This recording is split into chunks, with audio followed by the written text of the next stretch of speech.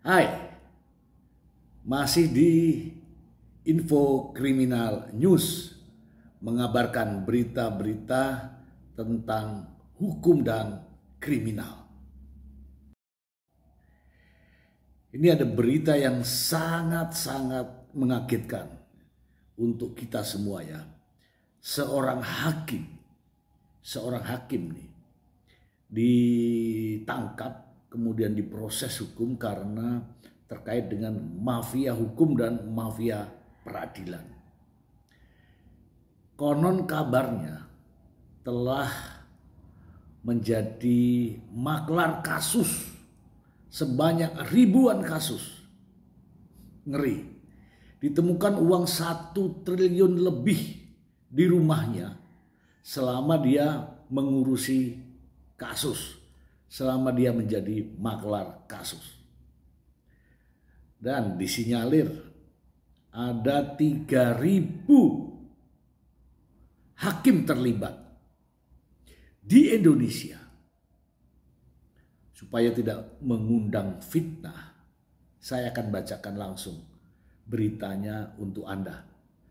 Langsung dari sumbernya. Dari Tribun Medan.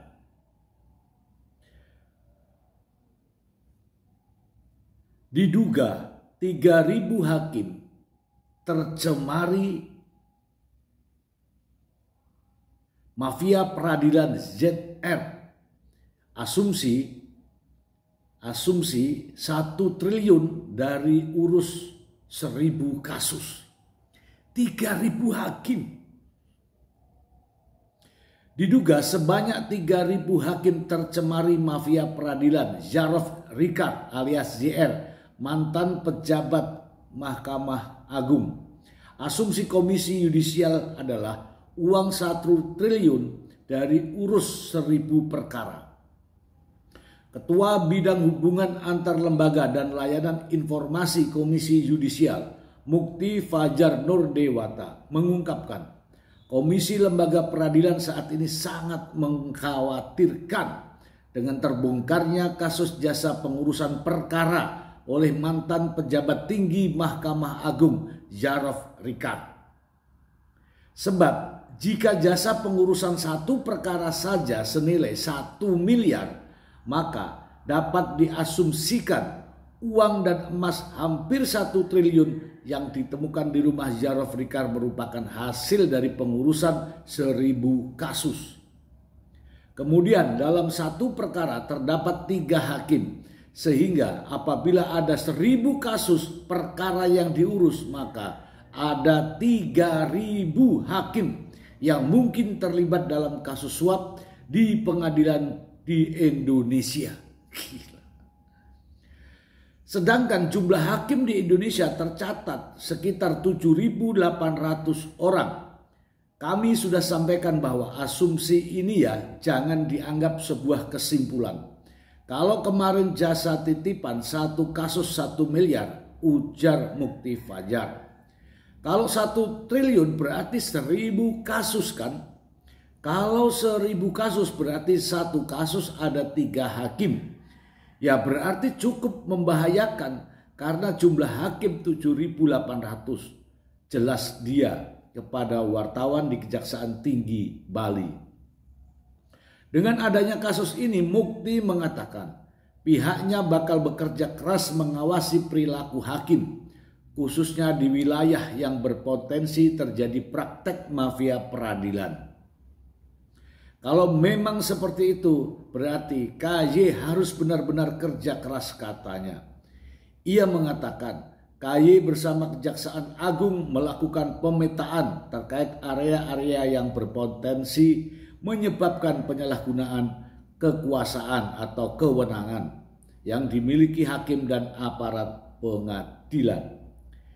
Kita berkoordinasi dengan lembaga lain dan terus mendalami. Saya belum bisa menyampaikan hasilnya karena ini masih dalam proses pendalaman. Sebelumnya diberitakan penangkapan Jarod Ricard terjadi setelah penyidik Kejaksaan Agung menangkap 3 hakim Pengadilan Negeri Surabaya, Erin Tuah Damanik, Mangapul, dan Heru, serta Lisa Rahmat sang pengacara dari kasus Gregorius Ronald Tanur. Kemudian pensiunan pejabat MA Jarov Ricard ditangkap di Bali pada Kamis 24 Oktober 2024.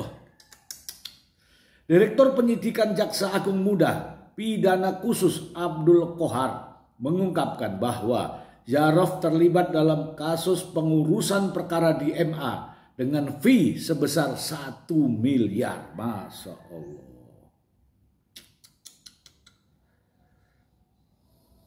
Penyidik juga menemukan uang tunai hampir 1 triliun dan 51 kilogram emas antam di kediaman Jarov. Di sisi lain, mantan Menteri Koordinator Bidang Politik, Hukum, dan Keamanan Mahfud MD mendorong Kejaksaan Agung membongkar seluruh kasus suap perkara yang diurus Jarov Ricard. Penyidikan Kejagung tak boleh hanya berhenti pada perkara suap vonis bebas Ronald Tanur. Iya dong, harus dong dibongkar Kejagung. Itu harus. Mahfud meyakini Jarov yang baru saja pensiun dari MA sudah menerima suap uang banyak perkara. Hal ini bisa dilihat dari temuan emas dan uang senilai nyaris 1 triliun. Itu emas dan uang jelas ada kaitannya dengan perkara-perkara lain. Wah, sini. Ngeri nih teman-teman ya, ini banyak orang yang berperkara, yang kalah jadi menang. Ini ya saya bilang, yang kalah jadi menang, yang menang jadi kalah gara-gara ini. Sudah berapa orang yang dibalik kemenangannya. Ada orang menang karena dia melewati ini, melewati sang mafia peradilan ini. Ada orang kalah gara-gara kasus suap ini. Jadi teman-teman, perkara-perkara itu banyak yang ditangani. Ribuan kasus perkara. Kalau semuanya menggunakan uang suap, uang suap lah ya. Terus bagaimana dengan putusan-putusan itu? Jelas putusan-putusan itu terpengaruh karena uang. Saya yakin ada teman-teman semua ya, ada banyak yang berperkara yang yakin bahwa perkaranya akan dimenangkan. Tiba-tiba dikalahkan di tingkat Mahkamah Agung. Gara-gara ini. Ini bukan main teman-teman. Ya. Perkara yang seharusnya dibuktikan perkara itu bersalah, kalah, bisa diubah menjadi menang. Masalahnya, berapa banyak orang yang berperkara yang seharusnya menang, tetapi dikalahkan hanya gara-gara suap. Ini harus belak-belakan ya teman-teman ya. Ribuan orang, ya saya juga mendengar sendiri bahwa berperkara dengan banyak yang menggunakan uang sogokan. Inilah borok daripada oknum-oknum hakim ya. Terutama sudah dibongkar sama ini ya, sama Jarov. Coba bayangkan berapa ribu perkara, berapa orang yang berperkara, yang tadinya yakin bahwa itu perkara itu menang, tiba-tiba dikalahkan gara-gara keputusan yang dipengaruhi oleh uang sogokan. Miris ini teman-teman, miris. Jadi tadi itu ada asumsi dari KJ, kalaulah ini uang 1 triliun, ya 1 triliun dengan 1000 perkara asumsinya, dalam satu perkara ada 3 hakim, maka jelas ada 3.000 hakim terindikasi masalah ini. Ini bukan main-main teman-teman. Ya. Ini Indonesia ini negara hukum. Tetapi para hakim-hakimnya terlibat seperti ini. Ini miris. Miris. Tidak masuk di akal saya. Pasti ya, bukan hanya Jarod saja, masih ada Jarod yang lain yang terlibat kasus ini. Ya, ini sangat mengerikan ya teman-teman ya, sangat mengerikan karena justru orang-orang yang seharusnya menjadi wakil Tuhan di dunia terkait dengan hukum dan keadilan justru berperilaku seperti ini. Teman-teman tidak boleh diam. Para praktisi hukum tidak boleh diam. Para akademisi tidak boleh diam.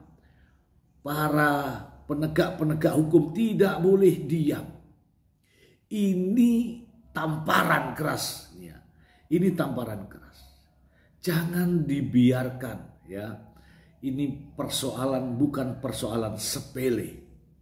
Dari 7.800 sudah bisa terdeteksi 3.000-nya adalah hakim-hakim yang terlibat dalam kasus ini dengan perhitungan yang tadi.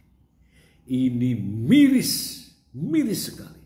Ini namanya menjual keadilan, jual hukum, dan jual beli putusan.